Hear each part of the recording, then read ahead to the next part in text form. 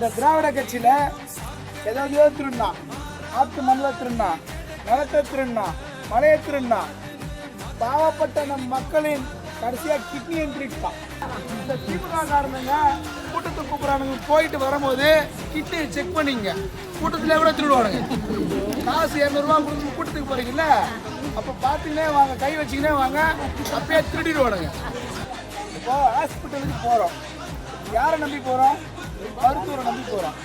திமுக கூட்டத்துக்கு யாரை நம்பி போவீங்க? எவனையுமே நம்பாதீங்க. அங்கே எம்எல்ஏ மேலேயும் திருட்டு கேஸ் இருக்கு, மினிஸ்டர் மேலேயும் திருட்டு கேஸ் இருக்கு.